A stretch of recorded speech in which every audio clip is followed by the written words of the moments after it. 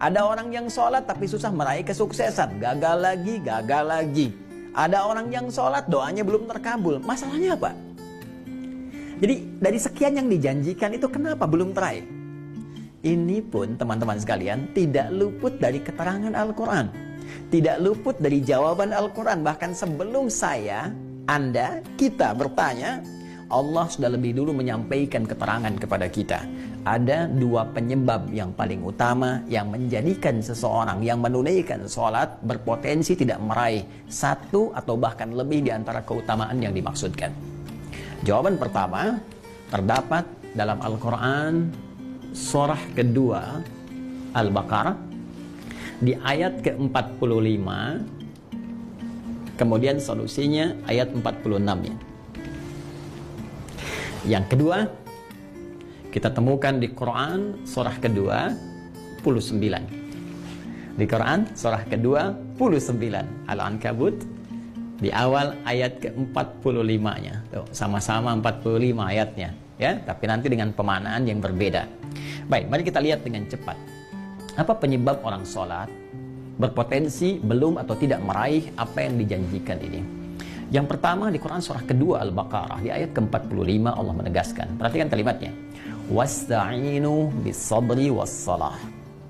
Dan jika engkau punya persoalan dalam kehidupan, terima dengan sabar. Itu untuk meningkatkan kualitas hidupmu. Dan dengan itu kemudian kau bawa dalam sholat, mintakan solusi kepada Allah. Was-salah, tunaikan sholat, minta solusi kepada Allah. Wa innaha lakabiratun illa 'alal khashi'in. Namun penting kau sadari, sholat itu tidak mudah engkau lakukan. Awas, hati-hati tuh, ya. Ketika Allah menyandingkan sabar dengan sholat dan membandingkan keduanya, ternyata tingkat kesulitan menunaikan sholat itu lebih dibandingkan dengan sabar. Hati-hati.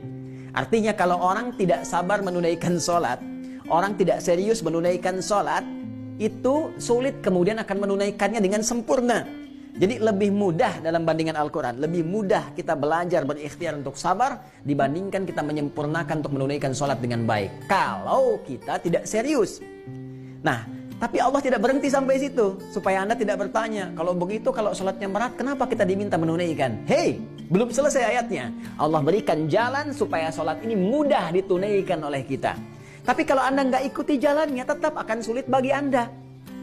Jelas, seperti Anda nggak tahu ilmu sabar. Karena nggak tahu ilmu sabar, susah bersabar. Nggak tahu ilmu sholat, ya susah sholat dengan baik. Maka ayatnya kemudian memberikan penjelasan kepada kita, illa 'alal khasyi'in, kecuali bagi orang-orang yang khusyuk dalam sholatnya. Jadi untuk menjadikan sholat itu termaknai, sholat itu mudah kita tunaikan, sholat itu benar kita tunaikan, kata Al-Quran pertama, tunaikan sholat itu dengan khusyuk. Ini poinnya. Khusyuk. Jadi kalau kita ingin meraih keutamaan-keutamaan ini yang dijanjikan, hal-hal yang tadi dimaksudkan, maka syarat pertama kata Allah, tunaikan dengan khusyuk. Kalau nggak khusyuk jadi berat sholatnya. Kalau nggak khusyuk jadi beban sholatnya. Jangankan saat menunaikan sholat, saat dengar azan pun jadi seakan beban. Suara apa ini? Ini kok panggilan tiap hari datang terus? Ya Allah, iman Anda di mana, Cepi? Jadi kalau kita nggak khusyuk susah.